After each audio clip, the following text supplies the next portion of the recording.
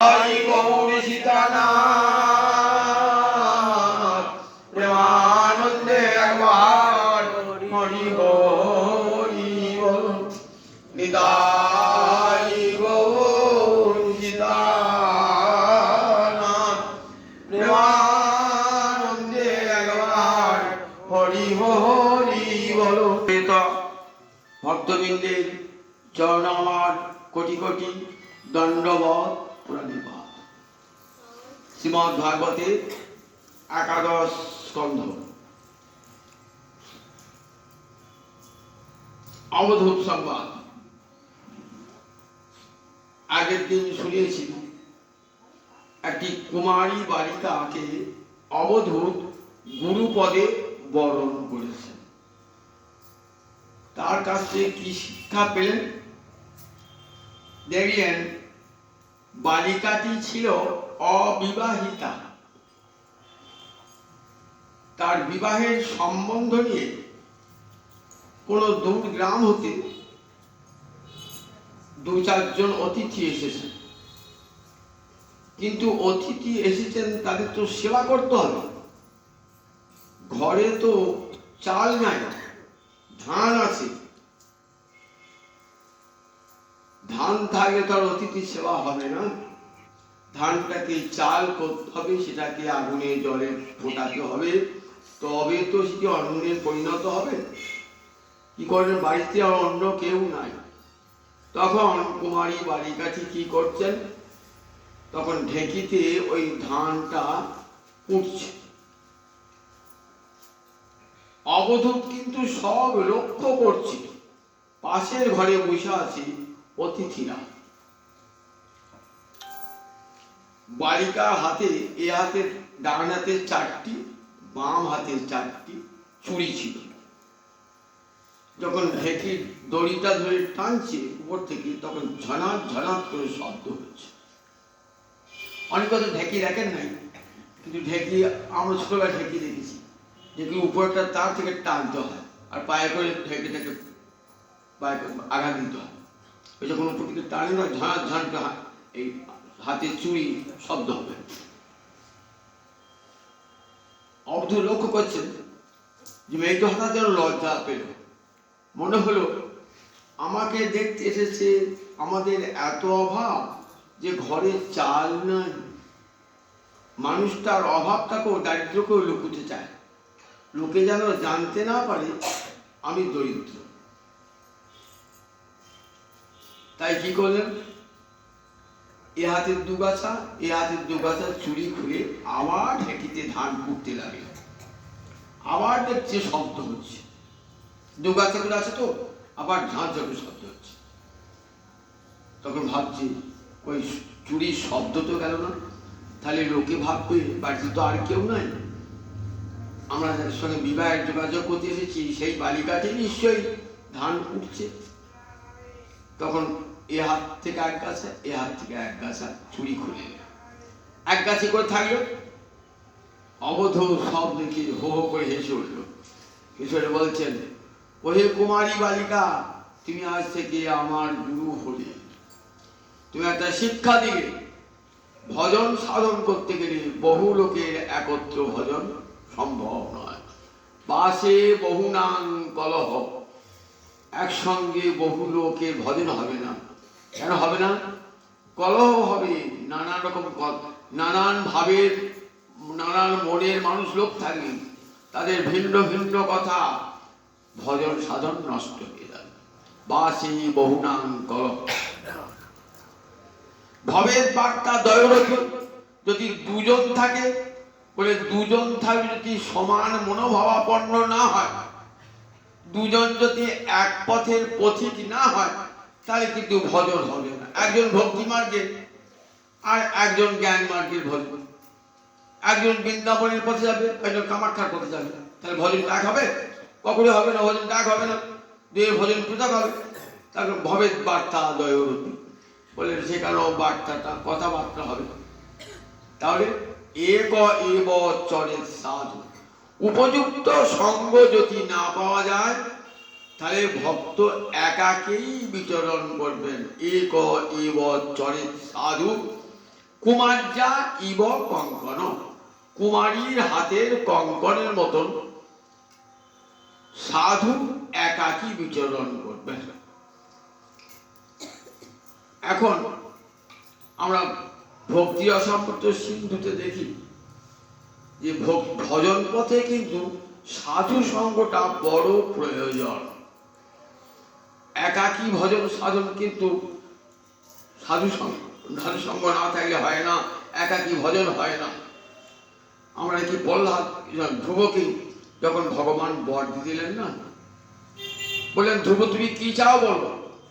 বললেন আমি কিছুই চাই না, কোনো বাড়ি চাই না, মনে কামনা বাসনা পোষণ করে এসেছিলাম, কিন্তু তোমার রাঙা চরণ দর্শন করে আমার হৃদয়ের সব কামনা বাসনা দূর হয়ে গেছে। এখন তুই বর্ণাও বর্ণাও বলছো তো, তা একটা বর আমাকে দাও। কি বর দাও?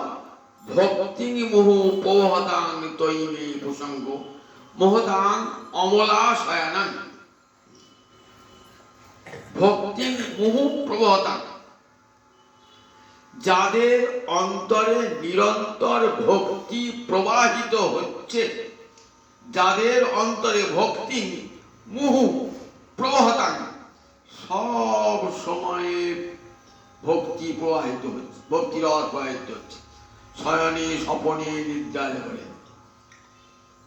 তৈমে প্রসঙ্গ, আমার যেন তাদের উপরে আসক্তি জন্মায়।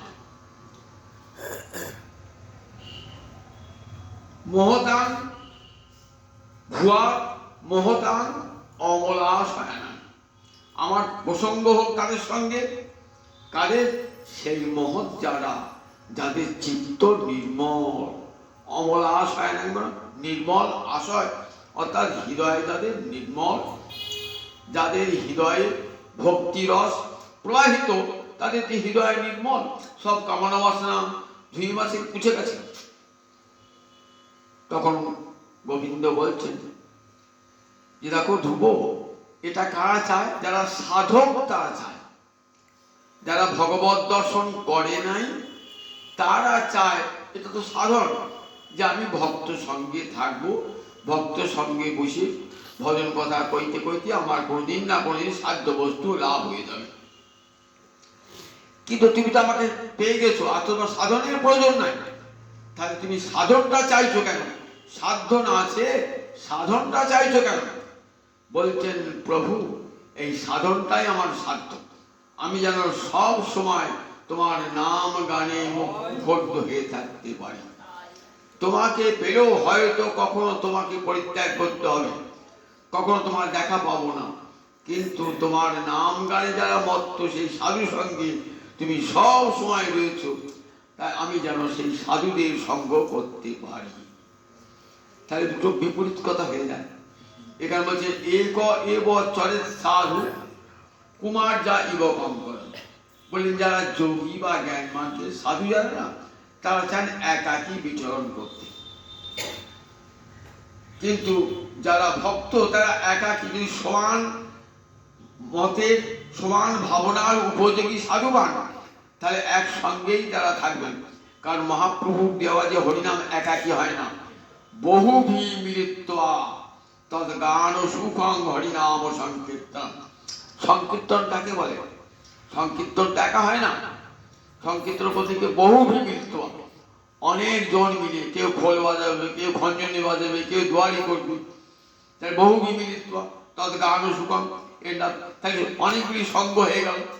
কিন্তু মহাপ্রভুর যে ধর্ম, সে ধর্মে কিন্তু বহুজন মিলিত হয়ে কৃষ্ণ সংকীর্তন করবে। মহাপ্রভু যে বলেছেন 5-10 মিলে বাড়িতে বসে বসে হাতে তালি দিয়ে হরিনাম করবে। তাহলে দেখা যায় যে ভক্ত সঙ্গটা হবে ঠিকই, কিন্তু ভক্ত সঙ্গ হতে হবে, সমান বাসনাযুক্ত হতে হবে। এমন সাধু সঙ্গ করবে।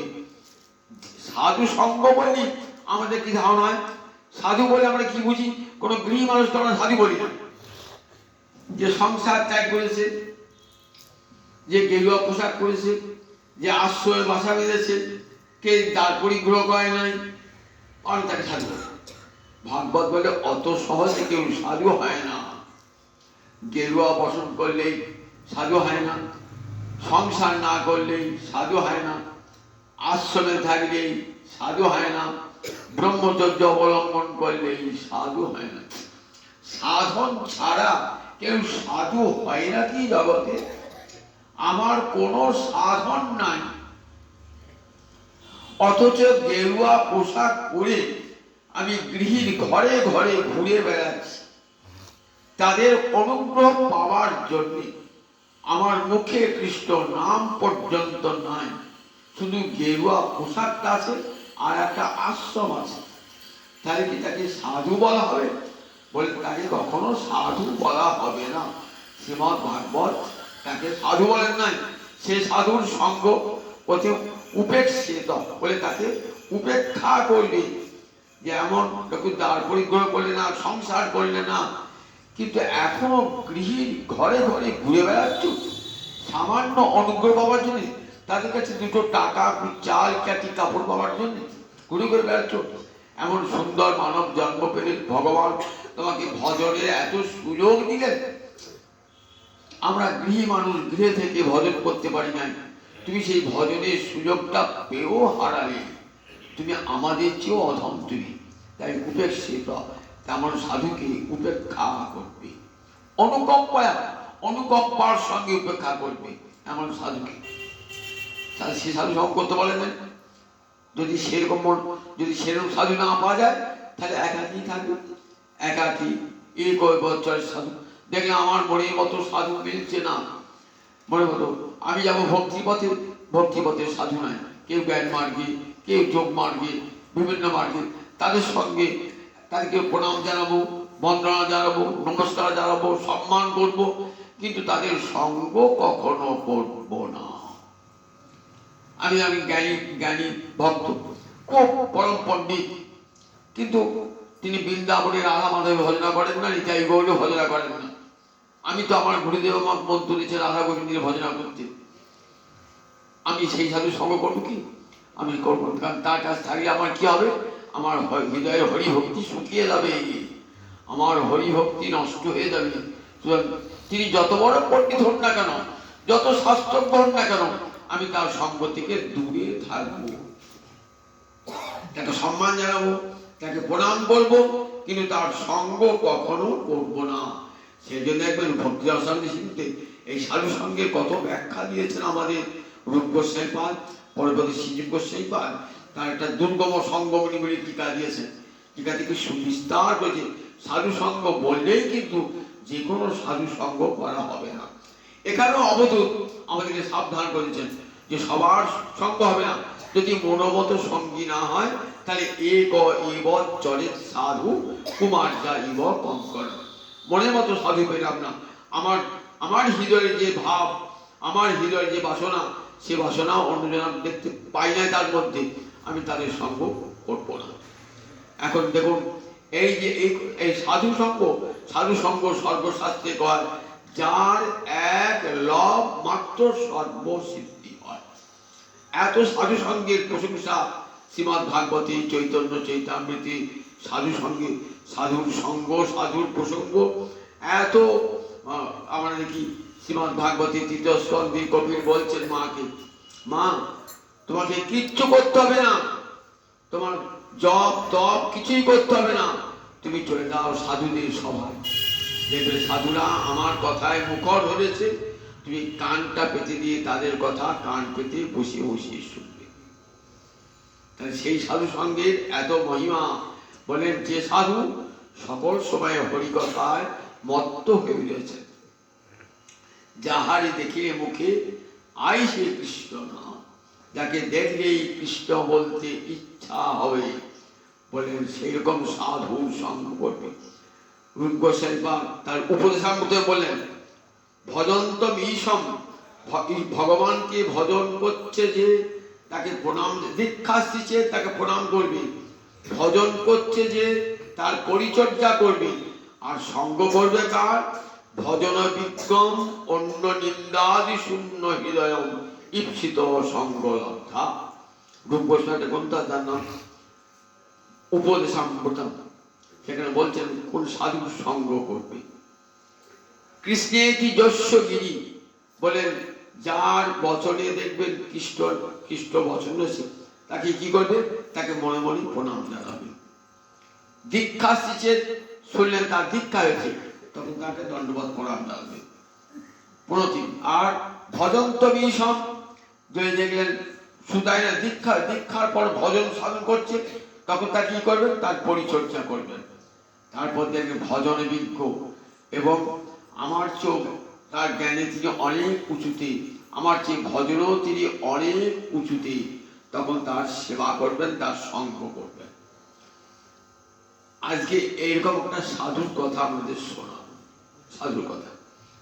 আজকে দিনটি একটি পূর্ণ দিন। কি জন্য বলুন?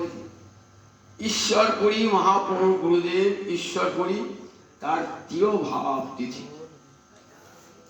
ভগবত পার্শ্বদের আবির্ভাব তিরোভাব, দুটি পুণ্যতিথি। এই দুটো পুণ্যতিথি তাদের স্মরণ করা হয়।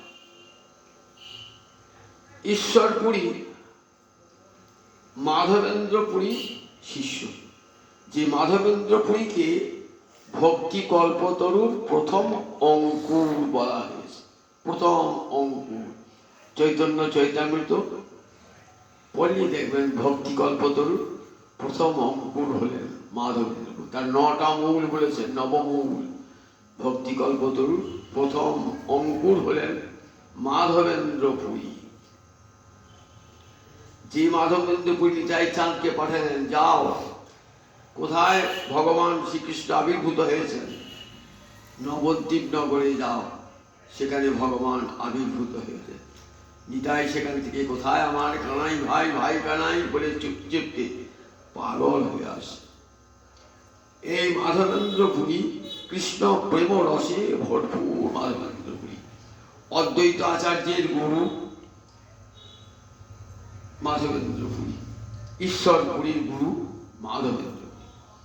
ঈশ্বরপুরীর বাড়ি ছিল কোথায়?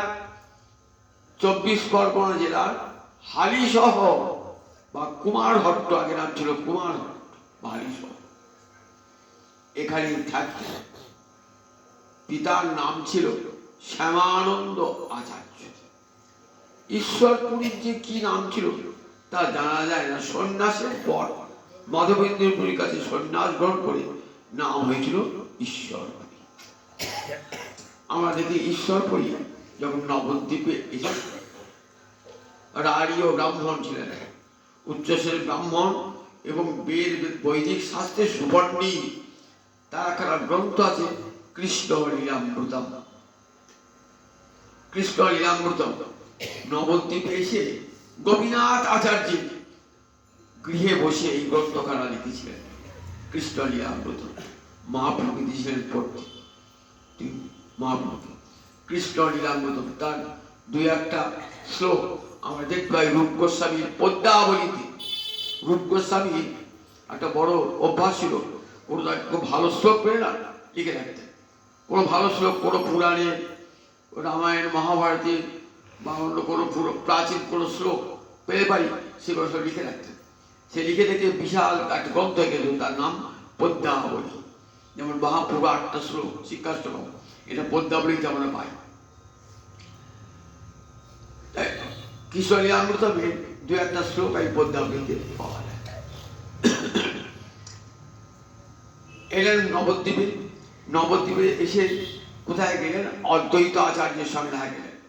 তখন অদ্বৈত আচার্য নবদ্বীপে নেতৃস্থানীয় বৈষ্ণব।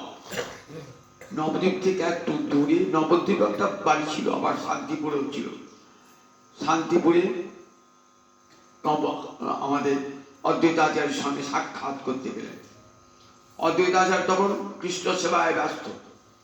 দেখেই চিনতে পেরেছেন, এত তেজস্বী বৈষ্ণব ঈশ্বরপুরী, কি তোমার পরিচয়?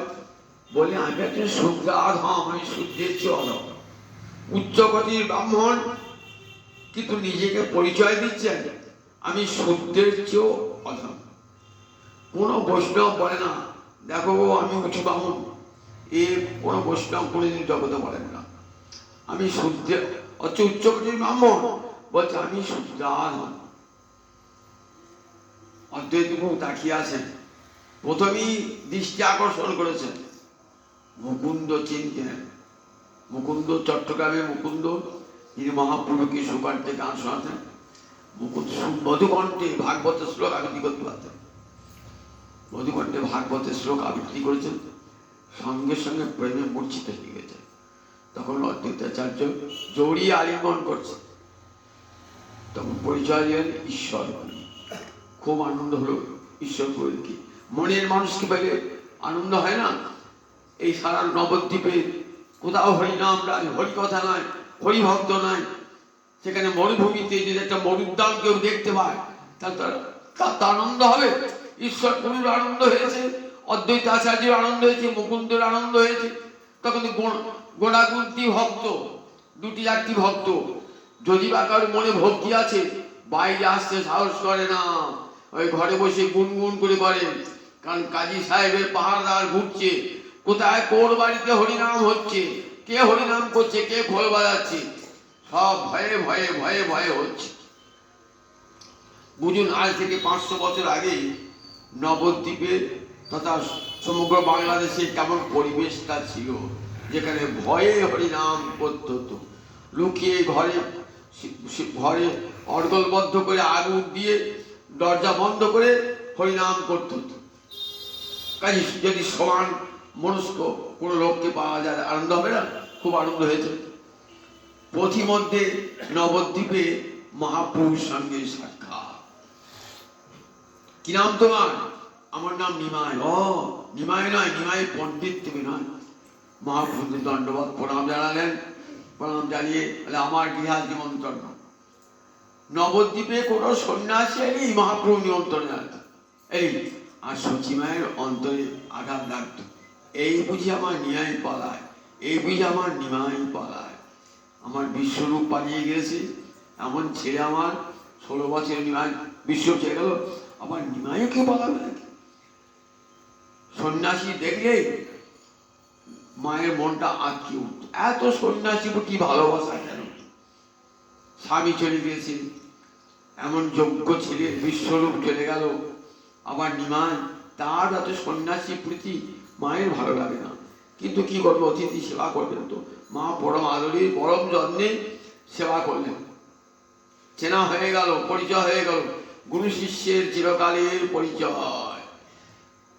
চক্ষুদান দিলা যেই, জন্মে জন্মে গুরু সেই।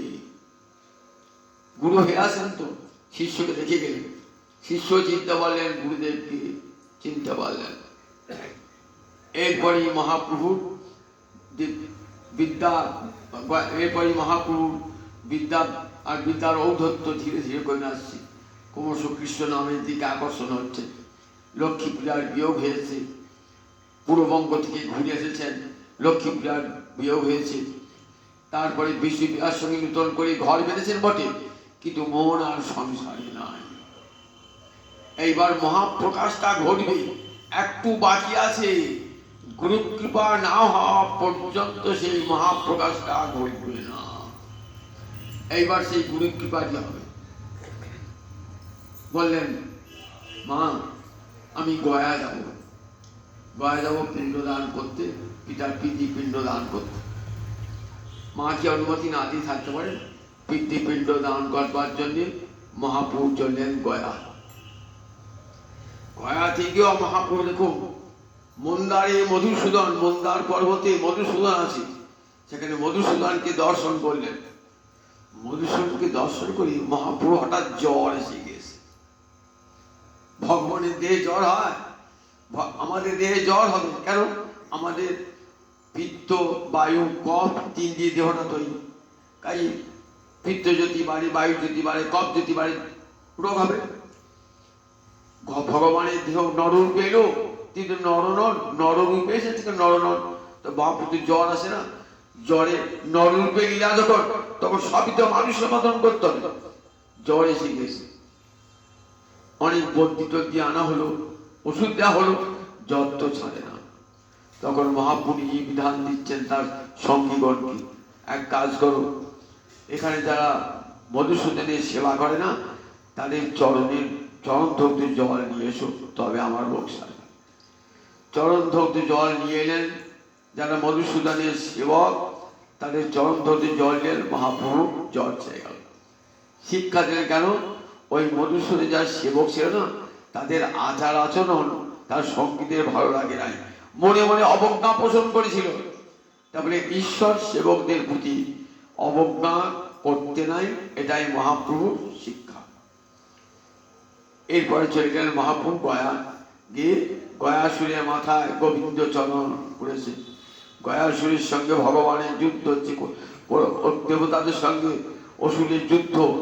গয়াসুর ভয়ঙ্কর অসুর, কোন মতেই দেবতারা গয়াসুরকে পরাজিত করতে পারছেন না। তখন ভগবান বিষ্ণু এলেন, গয়াসুর এত পরাক্রম। গয়াসুর বললে, প্রভু আমি পরাজয় স্বীকার করবো একটা শর্তে। কি শর্তে? যদি তোমার চরণখানি আমার মাথায় দাও, তবে পরাজয় স্বীকার করবো। তখন গয়াসুরের মাথায় ভগবান শ্রীহরি তার চরণ রাখলেন। গয়াসুর বলে, আমি ধন্য হলাম প্রভু, আমার যুদ্ধ তো এই জন্যই গোবিন্দ পাদ পদ্ম মাথায় ধরবো বলে। সেই গয়াসুরের পাদ পদ্মে পিণ্ডদান করবার জন্য সব যান, পিতৃপুরুষ সেই পিণ্ডদান করবার জন্য সেখানে গিয়ে সমস্ত আরো বহু গয়া আছে, বলে বুদ্ধ গয়া, রাম গয়া, সব বিভিন্ন গয়ায়, যুধিষ্ঠির গয়া, সব সব সেখানে পিণ্ডদান করে কৃষ্ণ আমাদের এলেন, এসে বিষ্ণু পাদ পদ্মে পিণ্ডদান করবেন। দেখছেন সেখানে ঈশ্বরপুরী দাঁড়িয়ে। এইখানে তো গুরু শিষ্য আবার সংযোগ হবে, দাঁড়িয়ে আছেন, নয়ন জলে ভাসছেন, গুরুদেব নয়ন জলে ভাসছেন। শিষ্যে লক্ষ্য করেছে, আমার গুরুদেব আমার সামনে দাঁড়িয়ে। গোবিন্দ পাদ পদ্ম দর্শন করে মহাপ্রভু নয়নের ধারা যেন গঙ্গার ধারা বইছে, চরণের ধারা, চরণ থেকে গঙ্গা জল, আজ নয়ন থেকে গঙ্গা জল বার হচ্ছে। জড়িয়ে ধরেছেন, জড়িয়ে ধরে বলছেন, তুমি আমার গুরু, কেন দীক্ষা দাও যেন হই কৃষ্ণ দাস। আমাকে তুমি দীক্ষা দাও, আমি যেন কৃষ্ণ দাস হতে পারি, আমি যেন কৃষ্ণ প্রেমের সাগরে ভাসি।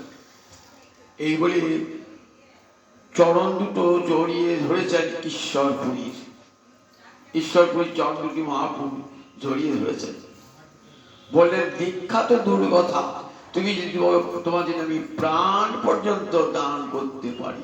ঈশ্বরপুরী, এই ঈশ্বরপুর এবার কেমন দেখুন, ঈশ্বরপুরী কেমন করে গুরু সেবা করেছেন। ঈশ্বরপুরী গুরুদেবটা মাধবেন্দ্রপুরী কেমন করে গুরুদেবের সেবা করছেন। মাধবেন্দ্রপুরী তখন অসুস্থ, অসুস্থ গুরুদেবের একটা লীলা, অসুস্থ লীলা। গুরুদেব শুয়ে আছেন বিছানায়, বিছানায় মলমূত্র পরিত্যাগ করছেন। কি করছেন? তখন ঈশ্বরপুরী নিজ হাতে গুরুদেবের মলমূত্র পরিষ্কার করছেন, আর অবসর সময় বসে কৃষ্ণ কথা শোনাচ্ছেন গুরুদেব। এত আশীর্বাদ করলেন গুরুদেব, তোর হোক প্রেমের সাগর, বলেন তুই তোর হোক কৃষ্ণের প্রসাদ, তুই কৃষ্ণ প্রসাদ, কৃষ্ণ প্রসন্নতা লাভ কর, তুই প্রেমের সাগর বলে আশীর্বাদ করলেন। আশীর্বাদ করলেন ঈশ্বরপুরীকে। দেখুন সেই ঈশ্বরপুরী কৃষ্ণকেই পেলেন শিষ্যরূপে। এমন গুরুদেবের আশীর্বাদ, শিষ্য এমন শিষ্য পেলেন যে ভগবানই তার শিষ্য হলেন। তোর হোক কৃষ্ণের প্রসাদ। হা কৃষ্ণ, হা কৃষ্ণ বলে কাঞ্চন না নয়ন জলে ভাসছেন মাধবেন্দ্রপুরী। হে মথুরা না, তোমাকে দেখতে পাবো না। হে মথুরা না, হে পরম করুণ গোবিন্দ, দেখা দাও, দেখা দাও, কখন তোমাকে দেখতে পাবো বলে কাঁদছেন, নয়ন জলে ভাসছেন। কালো মেঘ দেখলে অচেতন হতেন, ময়ূর পাখা দেখলে মাধবেন্দ্রপুরী অচেতন হয়ে যেতেন।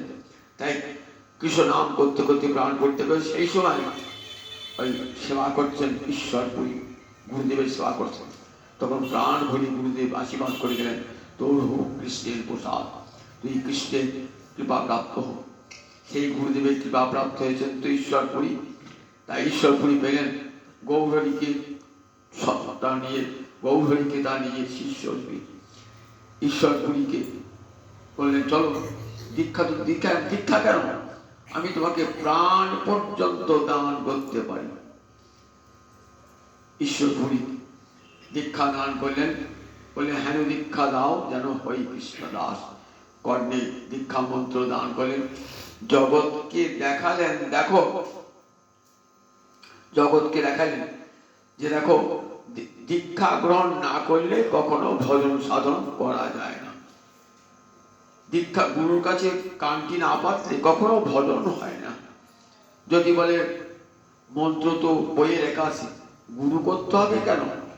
বললেন দেখো বট গাছে বীজ দেখেছো, কত বীজ, একটা সুপুরির মতন বট গাছের ফল, আর কত বীজ থাকে প্রস্তুত দানার মতন। যদি ওইগুলো নিচে পড়ে গাছ হয় তাহলে পৃথিবীতে মানুষের বাস করার জায়গা থাকবে না। হয় কি হয় না, একটি দুটি বীজ খাবে পাখিতে, খেয়ে বিষ রূপে ত্যাগ করবে। সেখানে দেখবেন আমরা দালানের কাঠ মিশে গিয়ে সেখানে মাটি নাই, কিছু নাই, বিরাট বট গাছ অশ্বত্থ গাছ হয়ে গিয়েছে। কি করে হলো? ওর বিশ্বাস সঙ্গে এসেছে বলি।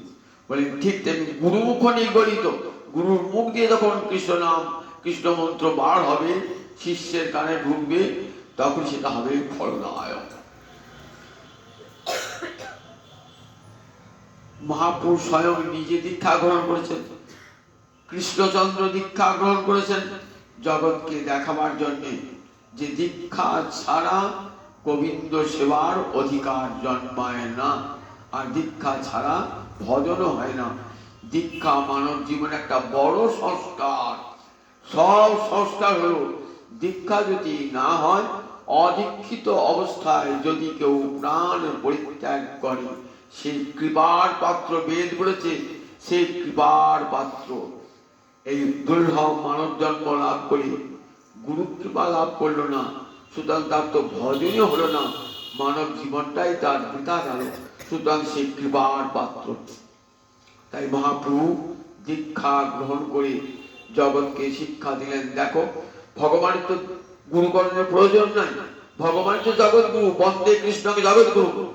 তথাপি গুরুকরণ করলেন লোক শিক্ষা। ভগবান গীতায় বলেছেন না, আমার কোনো কর্ম নাই, তথাপি কর্ম করি কেন? লোক সংগ্রহার্থে, লোক শিক্ষা জন্য।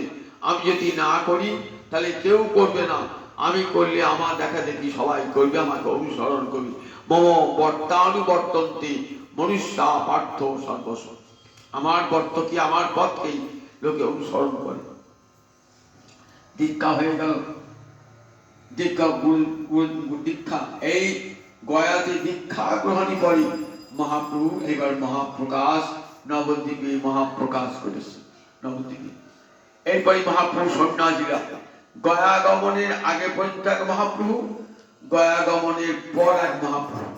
এইবার যে মহাপ্রভুকে নাম, এই মহাপ্রভু একবারে প্রেমে গড়াতন, রাধা ভাবে ভাবিত কৃষ্ণ, দেবারাত্র কাঞ্চন শিবা সঙ্গরী, হা কৃষ্ণ বলি ঠিক যেমন করে রাধানী কৃষ্ণ বিরহে কেঁদেছিলেন। এরপরে মহাপ্রভু সন্ন্যাস লীলা, গুরুর কাছে দীক্ষা গ্রহণ করে, তারপরে কেশব ভারতীর কাছে আবার গ্রহণ করলেন, সন্ন্যাস মন্ত্র নিলেন, দীক্ষা মন্ত্র নিলেন ঈশ্বরপুরীর কাছে, সন্ন্যাস মন্ত্র নিলেন কেশব ভারতীর কাছে। দীক্ষা মন্ত্র আর সন্ন্যাস মন্ত্র দুটো পৃথক। সন্ন্যাস মন্ত্র নিতে গেলে আলাদা গুরু করতে হয়, আর দীক্ষা মন্ত্র আলাদা। দীক্ষা মন্ত্র গ্রহণ করলেন ঈশ্বরপুরীর কাছে, আর সন্ন্যাস মন্ত্র গ্রহণ করলেন কেশব ভারতীর কাছে। এইবার আরম্ভ হল মহাপ্রভুর সন্ন্যাস লীলা। সন্ন্যাস গ্রহণ করে পুরী ধামে গেলেন। পুরী থেকে আবার একবার বাংলাদেশে এসেছেন। দেখুন, পুরী থেকে যখন বাংলাদেশে এসেছেন তখন মহাপ্রভু প্রথমে কোথা গেলেন? প্রথমেই গেলেন নিজের গুরুবাড়ি কুমারহট্টে। কুমারহট্টে নিজের গুরুবাড়ি গিয়ে, গুরু তখন তপ্রকর, তখন সে গুরুর বাড়ির মাটি তুলে তুলে নিচ্ছেন, নিজের বহির্বাসে বাঁধছেন, দেখাচ্ছেন গুরু তো বটেই, গুরু বাড়ির মাটিও কত পবিত্র। একবার দেখো, গুরু বাড়ির মাটিও গুরুর প্রতিনিধি, কারণ গুরুর চরণ চিহ্ন তাতে আছে। নিয়ে যায় জগৎকে দেখালেন যে গুরু বাড়ির মাটিও এত শ্রদ্ধার। সেই মাধবেন্দ্রপুরী, সেই ঈশ্বরপুরী তার গুরুদেব, প্রথমে গুরুদেবের সংসার, গুরুদেবের গৃহে গেলেন এবং গুরুদেবের সেই জায়গাটার একটা ডোবা হয়ে গেল। মহাপ্রভু মাটি নিয়েছেন তো সবাই সেখানকার মাটি কুড়ি কুড়ি দেখলো, সেটা একটা ডোবা পুকুর হয়ে গেল, নাম হয়ে গেল চৈতন্য ডোবা। আজও সেখানে চৈতন্য ডোবা আছে, দেখবেন, যেখানে মহাপুরুষ শ্রী চৈতন্য নিজে গুরুবাড়ির মাটি বলে খাল করে মাটি তুলছিলেন। তা জগৎকে দেখালেন, দেখো গুরুবাড়ির মাটি কত শ্রদ্ধা, যাদের গুরুর পদচিহ্ন আছে। সেই মাধবেন্দ্রপুরী আজ তিরোভাব তিথি, জ্যৈষ্ঠ পূর্ণিমায় আবির্ভাব, আর ফাল্গুন মাসে কৃষ্ণপক্ষের দ্বাদশ তিরোভাব। সেই ঈশ্বরপুরী চরণে কোটি কোটি প্রণাম জানাই, তার গুরু মাধবেন্দ্রপুরী চরণে কোটি কোটি প্রণাম জানাই, আর তার গুরু যে ভগবান গৌরাঙ্গ হরি, তার চরণে কোটি কোটি প্রণাম জানি। আজ এখানে হরি কথা সব জানি, তাই জানি। রাধে গোবিন্দ, রাধে গোবিন্দ, রাধে গোবিন্দ, রাধে গোবিন্দ, জয় জয় রাধে।